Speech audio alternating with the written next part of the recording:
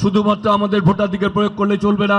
আমাদের ত্রয়োদশ জাতীয় সংসদ নির্বাচন যত ঘনিয়ে আসছে ততই বাড়ছে নির্বাচনী আমেজ। প্রচার প্রচারণায় ব্যস্ত সময় পার করছে রাজনৈতিক দল ও স্বতন্ত্র প্রার্থীরা। আমরা আগামী এই ভোট 12 ফেব্রুয়ারি নির্বাচনকে সফল করতে পারি। প্রচারণায় ঢাকা 9 আসনকে মাদক, সন্ত্রাস ও চাঁদাবাজ মুক্ত করার অঙ্গীকার করেন ধানের শীষ প্রতীকের প্রার্থী। জানান, আগামীর বাংলাদেশ গড়তে হলে শিক্ষাকেই সর্বোচ্চ অগ্রাধিকার দিতে হবে। বাংলাদেশে কেউ বিশৃঙ্খলা সৃষ্টি করতে পারবে না, বাংলাদেশকে কেউ অস্থিতিশীল করতে পারবে না।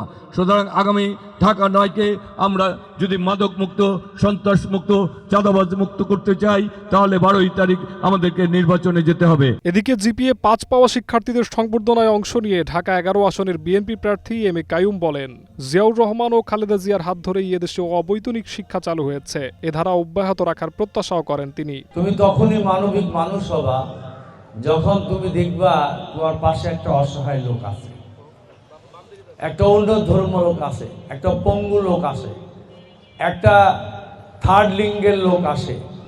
ওই লোকটাকে, ওই মানুষকে দেখে যখন তোমার মধ্যে মায়ার উদ্রেক হবে তখনই তুমি মনে করবে তুমি একটা মানবিক মানুষ হয়েছে। মানবিক মানুষ হতে হবে, আরও হতে হবে তোমার শিক্ষকের সাথে তোমার আচরণ কি হবে, তোমার বাপ মার সাথে আচরণ কি হবে, সমাজে তুমি কিভাবে চলবা।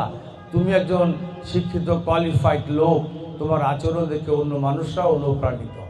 নির্বাচনী প্রচারণায় অংশ নিয়ে প্রার্থীদের প্রত্যাশা কতটুকু পূরণ হয় সেটি এখন দেখার পালা। অন্যান্য আরো কিছু প্রোগ্রাম রয়েছে তো, আর যেহেতু এটা জিহাদ রাহাত, গ্রিন নিউজ, ঢাকা। থাকতে চাই না।